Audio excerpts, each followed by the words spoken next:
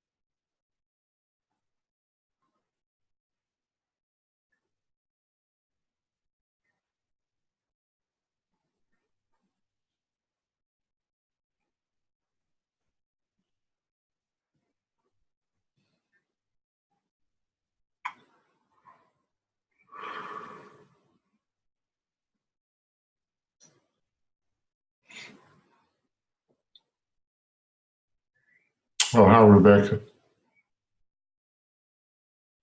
Are you there? I can see your face. Hello, Rebecca. Sort of, maybe. Hello. Hey, I made it. How you doing? I'm okay. Been a long day. Yeah, has it? Yes, it has. Hopefully tonight will be entertaining and interesting instead of just making the day longer. We'll try our best. Okay, no problem. Where do you work again? I'm sorry. Me? I work at elementary school, Which county? Wilson County. That's right. 'Cause I have a friend from Wilson. That's fine. Okay. She hadn't been there for like 40 years, so it's not like she just moved out or anything. But What school does she work at? she worked for the Charlotte Observer, actually, but she was born and raised in Wilson. Oh, okay. Got you. It's been a long time. Okay. Hmm. So tell me an interesting story from school today. Oh, you want to know? Really? I did a peer observation, and when I get back, one of my students has walked off on his own. The teacher had put him at the door, and he decides he's going to leave and go down the hallway. So when I go looking for him. Can't find him. Then I end up finding him in the office because the assistant principal was looking for him. So we find him. I talked to him about walking off, being disrespectful. He claims he hasn't done anything. So no need to take him back to the room. I take him to the assistant principal. And make a long story short, it turned sour real quick. He pushed the chair against the desk. I was standing there, so it almost hit me, but it didn't. And he went out, so we called his grandma, and he gave him 3 days from school, and he didn't want to leave. So That's always the way it is. yeah, he refused to leave. So Yes, it was like, right. So he was not going to go. So his brother tried to get him and pull on him, and the sheriff was there. He always walks through the school, so he got involved, and he was like, "Well, do you want me to take you out, carry you out?" I told him, please don't do that, Yeah, And then really. little kids are coming down the hall, so I'm telling them, y'all need to go get out of the bathroom and go to the room, because sometimes children want audiences.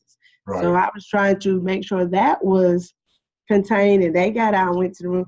So he talked to the officer, and then he finally left. But it's been an interesting day. So what grade do you teach? 5th grade. Fifth? Mm-hmm. Okay, so he's just warming up for middle school. Yeah, right. So Getting, that was getting, interesting. getting himself ready to go. I used to love it when 1 minute, you can't make me do this, I'm leaving. And then, well, you're suspended. Well, I'm not going anywhere. Right. So that was the whole thing. I mean, he was kicking his brother like, I'm not going. I'm thinking to myself, oh, well, just leave. Just leave. So. So I wonder what the sheriff's plan was, because he didn't have a good one if he thought he was going to pick the kid up and carry him out. Right, because he said, I will take you out. I said, please don't do that. And he started laughing. I said, really, please don't do that. That really causes that didn't need to take place. So he talked to him alone, and then he finally went on out. Yeah, the sheriff would have been better off on the other end of the school somewhere where he couldn't see you and you couldn't see him. Right, but he went and talked to the sheriff for a minute, and talked to him for a while, and then so he was starting to tell different stories that his grandma hit him, and I said, okay, this is too much. That wasn't true. So sometimes he manipulates the situation. So Wow. it was just something, yeah. So, And he's got some issues, so so he has a future in law anyway. right. Start gearing him up. Got just a couple more minutes. See a few more people coming on. Good to see everybody this evening. Well, Rebecca's just given me a great story from school today. Can anybody outdo fifth grader ran out of class and then wouldn't leave the school building when he was suspended? You gotta love them. I had a sub today within 15 minutes of leaving. I had to return to get. He was gone. His behavior, like the sub was like, "What can I do with him?" And by the time I went back again, there was another one gone, and I teach first grade. Oh wow! Oh God! And first graders are bad because you gotta chase them. Yeah, I have 3 of them that are very, very, very problematic. Oh, you gotta have patience. I don't want to do first. You're good. Okay, one year when I was a middle school principal, sixth graders had a sub, and somehow they managed to get on top of each other's shoulders in the middle of the class without her noticing, and flicked a lighter at the water, at the the sprinkler for fire, and I mean, you know how much water comes out of those things? Have you ever been around one? I mean, honestly, it was a foot's worth of water in a matter of minutes in that room. And of course, the 3 boys who told me they didn't do it, of course, but they were all soaking wet from getting absolutely blasted by the sprinkler system while they were on top of each other's shoulders. One of my favorite days at school. That's when stuff like that happens and you know what to do, you got to feel pretty decent about yourself, or else feel pretty not decent about the rest of the world. Right. Okay, 2 more minutes. Get a couple more people on here.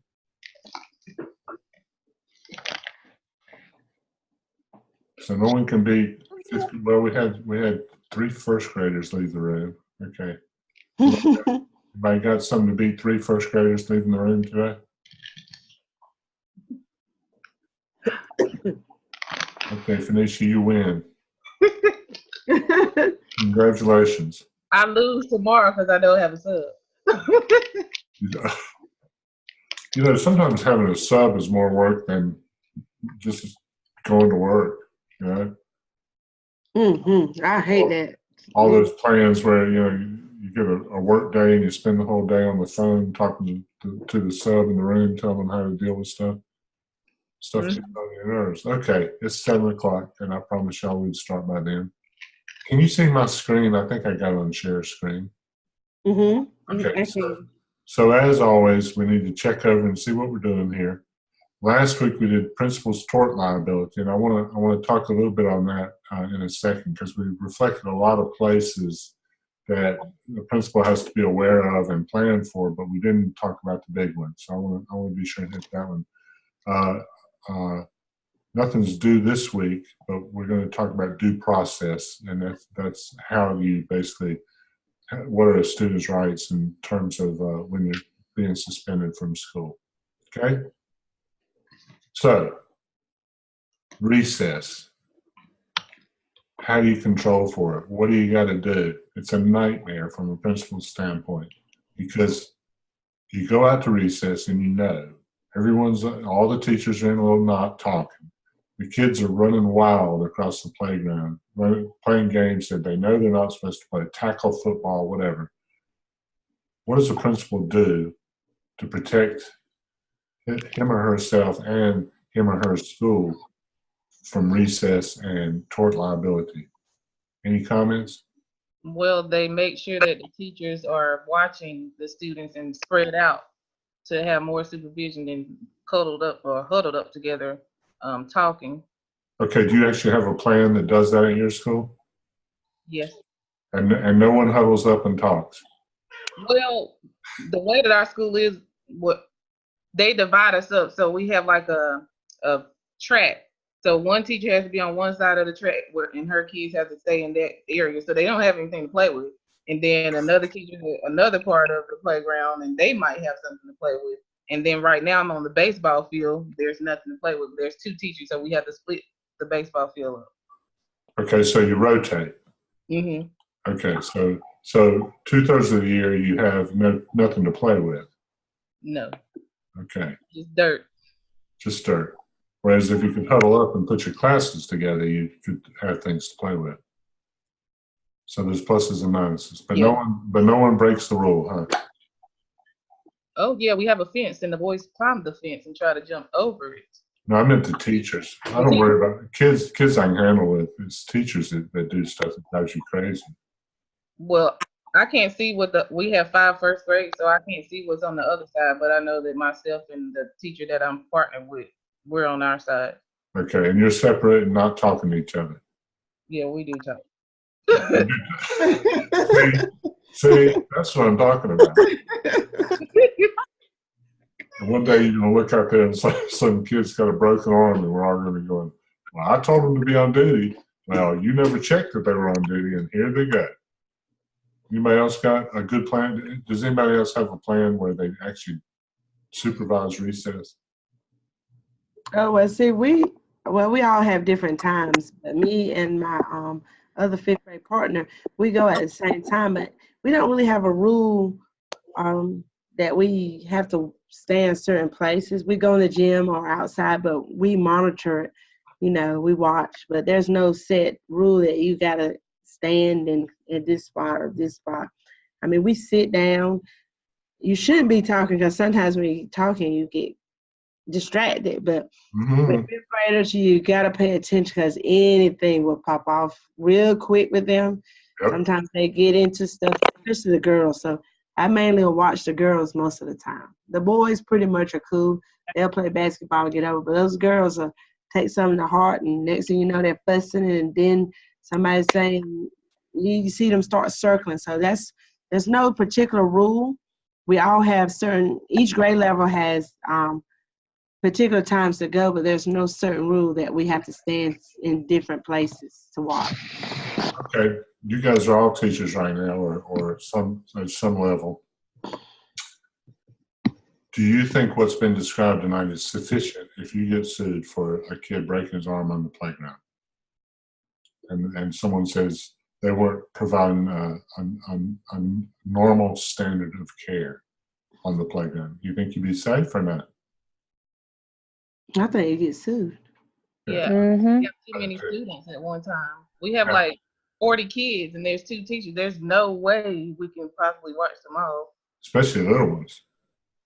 Okay, so who's going to be liable, you or the principal? I'm gonna assume Both, right? Both. The principal tell you to monitor and where to be and how to look and the things to watch for and the consequences to use on the playground. Is there any playground plan to keep kids safe? Nope. I don't think so. No, there never is. I didn't have one. I mean, it drove me crazy, the number of people who got hurt, but fortunately it was never sued. But it's a suit waiting to happen. So when you take the job as assistant principal or principal, if you're an AP, you'll be automatically in charge of discipline. You know, I can promise you that. So you'll have to come up with ways to address these issues and a plan for recess, a plan for what do they call it, movement time. You need one for your own safety and your school safety. Everybody promise? Yes. Yes. Okay, good. Don't forget that one when you grow up and become bosses. Okay, this week we're talking about due process. First, someone tell me what due process is. So there has to be like a hearing or something that takes place for the student to either consent or deny whatever the accusation is. Yeah, there has to be a structure of interviews to find out what happened and who's responsible.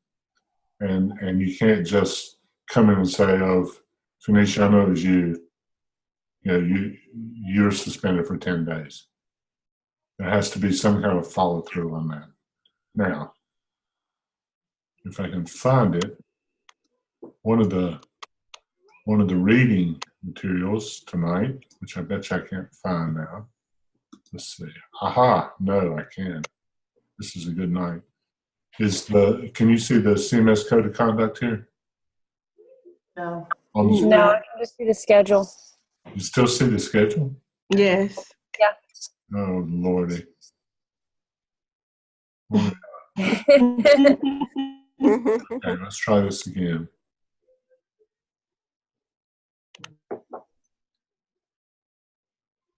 Let's see what comes up now.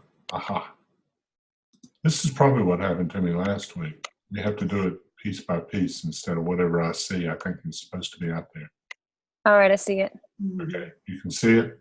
Yeah. Yep. Okay, this is the Charlotte-Mecklenburg Schools Code of Conduct. Your county may or may not have as intensive one. Our district has like 170 schools now, and it's got to be. And this one's pretty old, but it probably hasn't changed much. But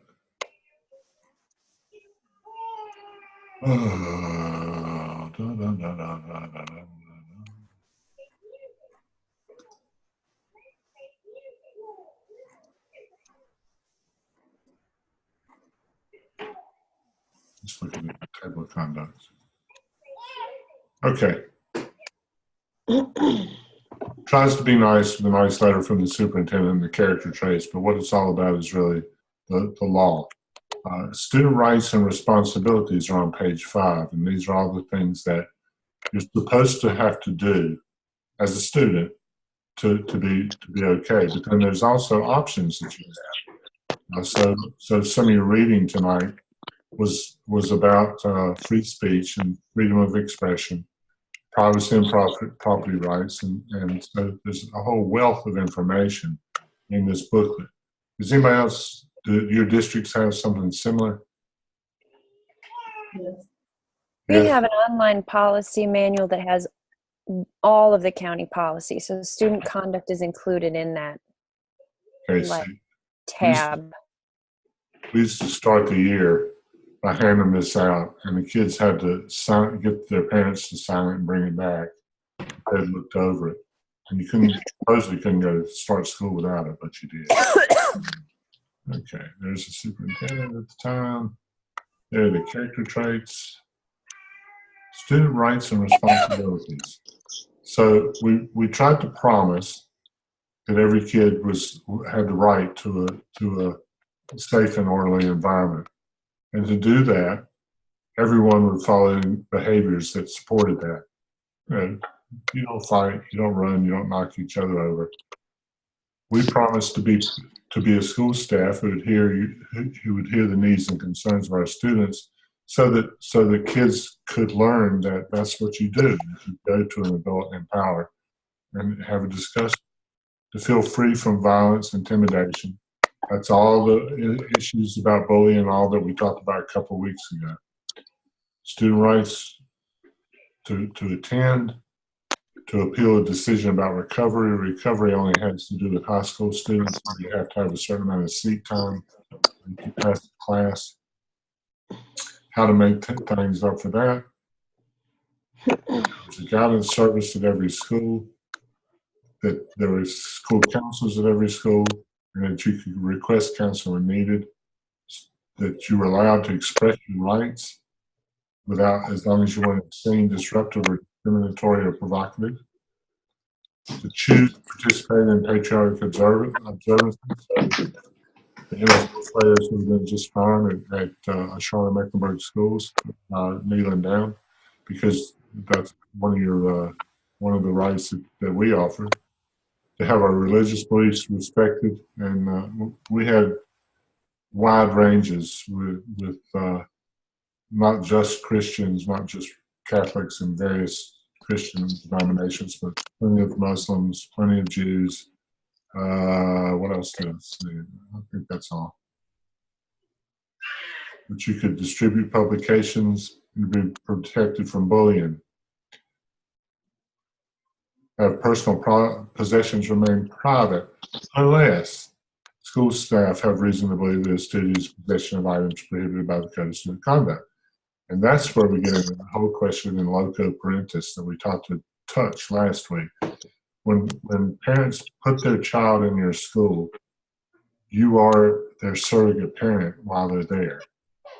Now, you don't have the complete range of freedoms that parents have with kids, but you have a lot, and you have the right to go to a book bag if you have a reasonable suspicion that there's something dangerous there.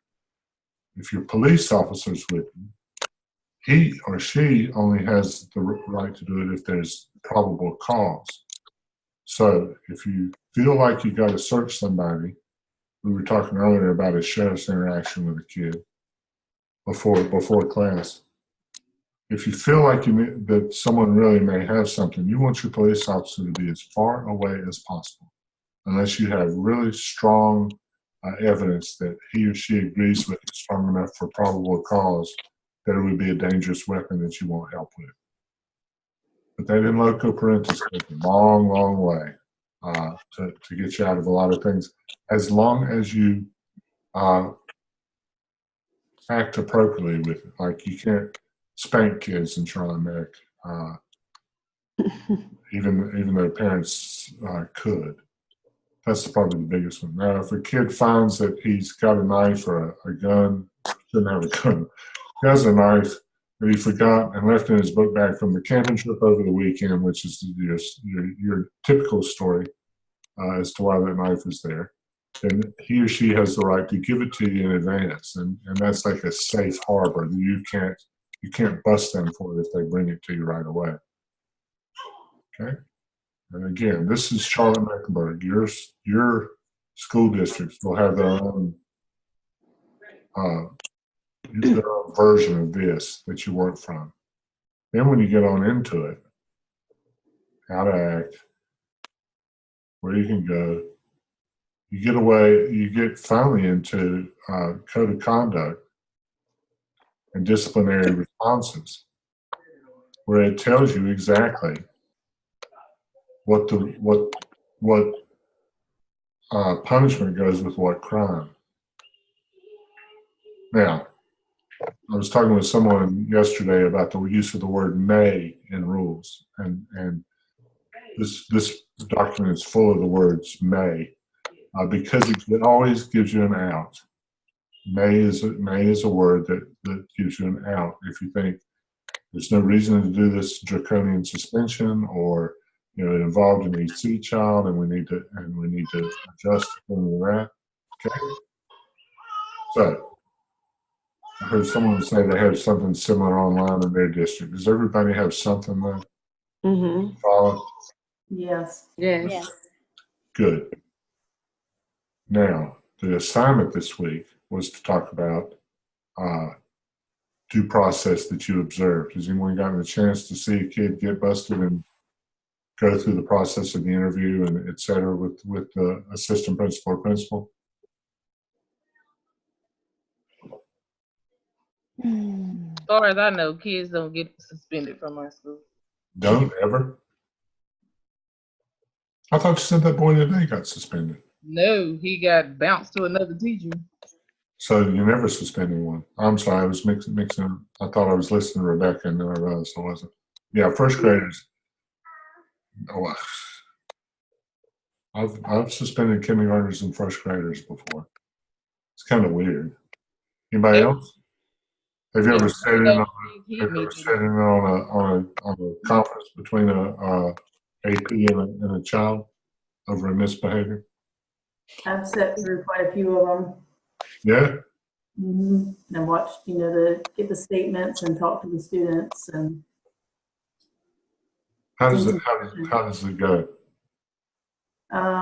Typically, it's just a conversation with the student, asking them, and then having them write statements, all the parties involved. If there's reasonable suspicion, then they do the search. Okay. And So from there, you're in a high school. as necessary. You're in a high school, right? Right. Okay. And loco parentis applies to high schools just like it does pre-K for that matter. So, you can go through their bags and stuff if you need to. So have you watched a suspension as a result of one of the interviews? I have. Okay, and what happened then? So I've seen a couple of different, if they have anything that's, sometimes it's like a 10-day suspension, and then depending on what it is, possibly a referral to the alternative school as well. Okay. And the children always act just real calm about that, right? Right. Not exactly. Do you have another step beyond that? I mean, you have expulsion, but I have not seen that happen. Yeah, that's usually pretty serious. Right. And probably not one that you should attend, honestly. So,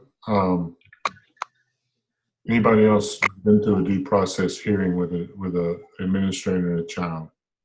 Oh, I have. It wasn't this year. A student had taken out a knife and she was about to poke it with another student. But when she came to us, she said she cut herself on something else. And I don't remember quite how we found out, but she did have a knife, and she claimed she had it and brought it to school, but she intended to poke someone, so the police had to get involved. Yep. With that and confiscate the knife, take the students, the witnesses and their stuff, and write it down and everything. So the student ended up getting expelled, but they ended up going to alternative school because of the parent went to the school board and said that she felt like her child was unsafe, and she really we got the police involved and everything. So that student had to go to another school. Okay, to an alternative school or just another school in the district? Yeah, it was an alternative school. The child was already 2 years behind, so that child was older. And if it was that she just kept it in her bag, and the only reason why the child cut themselves is because when the PE teacher walked by, she tried to close the knife and it cut her. Okay. And so that's how she got cut. But she was, the child came back crying and saying something went on, and that's how we found out. And she said she took the knife out and tried to stab her with the knife. But as soon as she went to poke her, the PE teacher walked by and she closed it. So there were other witnesses, and the officers took their statement because the parent called. We had to let the parent know because the child was scared. Yeah. And so by her being scared to be in school, and of course we're trying to keep them safe, that's the main goal, that the child had to be removed indefinitely. Okay. Did she ever come back? No. Mm-mm. Not even the following year? Oh, you there? Well, she was already in 5th grade, and so she was going to middle school, so that child stayed at that school. Okay. And so there was actually the parent actually requested an additional hearing with the school board for a change. Yeah, because she was pressing charges, and so that they got involved, and so that's how the child was suspended first, and then the mom was like, I don't want that child back here. She tried to hurt my child, so the child didn't feel safe. She was going to take the child out, so they ended up moving that child to another. Well, they moved the victim or the perpetrator? The perpetrator. At the request of another child's mother? Well, the thing was, she tried to stab that child, and I guess in a sense, the child was already overaged, so it worked out where the child had been retained. So they went on ahead and after the suspension, moved her over there since it was something that was really serious. Oh, and so they was pressing charges because she tried to stab her daughter. Yeah, sure. And so they sent her on to middle school, in other words. Well, they sent her to another alternative school, and that school put her in her right grade based off of the programs that they had set forth at that school. Okay. Mhm.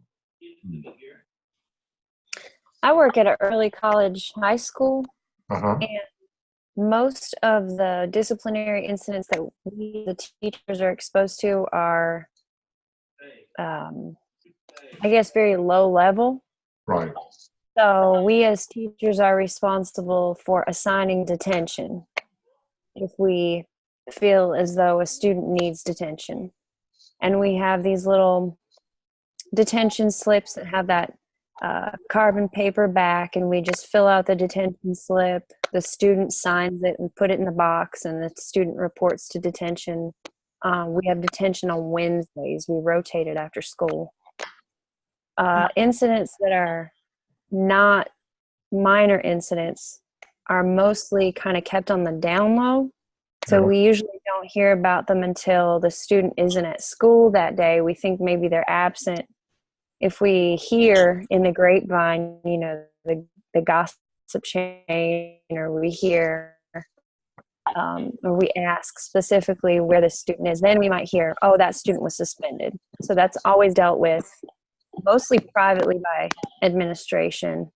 Are you going to have any opportunity to watch that interaction, you think? I will try. We don't have very many of those incidents. We have, all of our kids are dual enrolled in the high school and the college, so most of them are a little bit more mature. They're very busy with all of their work, Right. so they don't have a lot of downtime to be doing things that they shouldn't be doing. I think we've only had one incident this year, and it was a incident with a computer, student accessing things they shouldn't be accessing on the computer, and that was the only incident that I've heard, or this year. Okay. We had an incident last year. We have it's called seminar. So if a student doesn't have a college class or a high school class at a time in their schedule, they kind of have like free time in a seminar room, which is really just our lunch room. And most incidents that are higher than those low-level incidents occur in the seminar time because of It's like supervision. recess. Yeah, it is recess. There could be times when there's only 5 or 6 kids, and there could be times when there's 40 kids. They might get cut out of college classes early or something, and there's one person supervising, and we also have a room outside called the commons area, and there's no one supervising the commons area. And so that's usually where things happen. And tough. Sounds like some preventive measures could be taken. Yeah. Going back Seminar is pretty questionable, but I don't know how they get away with it. No, I honestly, well, they will until someone gets hurt. Right. Going back to Rebecca's knife, what's one more step that you have to take as a person at school who was dealing with the knife issue at school? We talked about it 2 weeks ago, I think. What did you say? Going back to the knife issue, Mhm. child was suspended, moved to an alternative school. What else did the school have to do as part of their duty with that situation? Well, they had to get, well, the parents were involved. The student who brought the knife, parent was called. We Both parents were called. talked about it 2 weeks ago.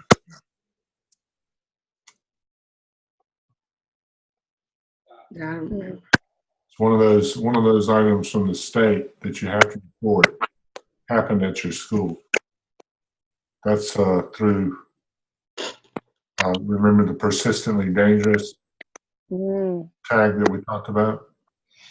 Yeah, anytime there was a list of them. I think they're in the Zoom too, of behaviors that have to be reported to the state, and that would be the part of the responsibility.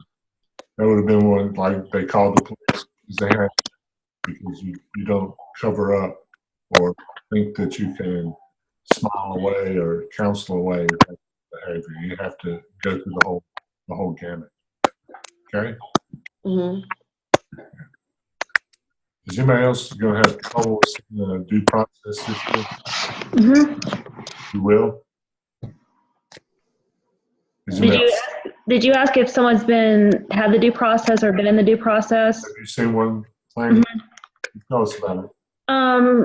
As part of my internship responsibilities, the principal asked me to help out cover some auditorium like coverage in the afternoon. And there was an incident that, like, it's kind of like bus duty, and there was an incident that happened on one of the buses where two students had gotten in a fight, and they were, by the time bringing the fighters, I guess, back to the school. I actually teach both of them, so I got to talk to them and things like that, and I was kind of there when a lot of the stuff was being taken. They were talking about what they do and things like that, so it was very a learning experience too. So what'd you learn? This one had to have the police involved too. Because it was rough, and I didn't know where, like, the police, like law enforcement, like how, like where the school starts and law enforcement steps in. I just kind of didn't know where the line was. That's where I kind of had a question about. Yeah, it's because those definitions of persistently dangerous behaviors, and they're defined in the principal's guide, not a textbook, but the principle. If an act is an assault with intent to injure, that's one. Two boys fighting, where each one throws one lick and just can't wait for somebody to say stop that fast enough so they can get out of it. That's not. But one boy knocking everyone down and then start to kicking him would be. Okay. Anything involving a weapon is an automatic. You got to call the police on those. Anything involving an assault on a school person by a student, you got to call those in. The list was there under one of the Zoom 2, I think. Okay. I'm going to let you count tonight's conversation as credit for your discussion board, even if you haven't had the opportunity to view a due process. But I want to say that it's really important that you get a chance to do that, and that you watch preferably more than one. I think next week's assignment is to talk to an assistant principal or other disciplinarian. So be sure and do that, and try to line up an opportunity to watch that due process in action, because it's something you will have wanted to have seen. It's something you'll have to decide that you want to do as part of your growth, because that's one of the things that people do, that you get assigned to do. And it can be unpleasant, it can be difficult. We used to have a rule in my school. I had one point about 600 students, and we had 3 assistant principals and me, because of where we were and the staffing and stuff like that. But anyway, each one of them had a grade level that they were in charge of. They followed that code of conduct by the letter. I mean, absolutely by the letter. But at the very end, they would inform the parent that they could appeal it to me. And we had worked out in advance that if they suggested an appeal to me, that meant that they thought it might be too rough of a consequence, and that I should get together with the parent and see what else we could do. So frequently we'd have parents come to school for half of the suspension days with the child instead of being suspended, or something along those lines. They gave us a little option on how to discipline. That's where that word "may" comes in so nice to help you out. Any questions tonight? Okay. Everybody have a good week. I hope you don't get blown away. We just had a wind blow through here to the sun. Next week.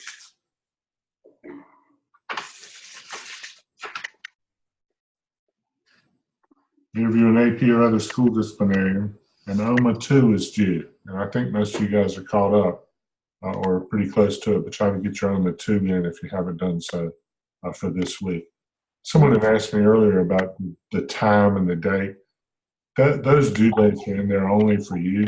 Uh, as far as I'm concerned, we can be knocking this stuff out right at the last minute, but you'll have a hard time doing that if I let you. So the due dates are recommendations to keep you on task and on time. If you want to break them, you can. I'm still going to give you credit for your work because the work and the quality of the work is the most important part to me. But you'll only mess yourself up if you allow yourself to get behind. Okay? Okay. Okay. I hope everybody has a wonderful week, and I'll see you next Tuesday night at 7. All righty. All right. Thank you. Bye. Bye-bye. Now if I can figure out how to turn it on. Have a good one.